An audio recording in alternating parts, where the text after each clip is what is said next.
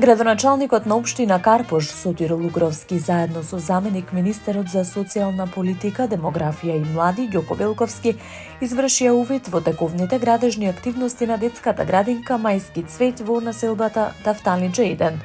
Од општина Карпош информираат дека станува збор за темелна реконструкција со која значително се подобруваат функционалноста, безбедноста и енергетската ефикасност на објектот.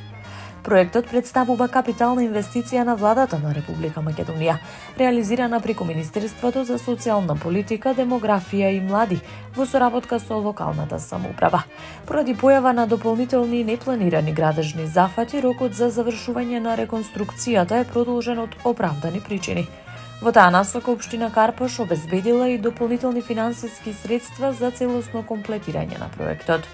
Во координација со Министерството е поднесена и апликација за набавка на потребната опрема, со цел градинката што поскоро да биде ставена во функција и да ги прими децата во подобрени услови.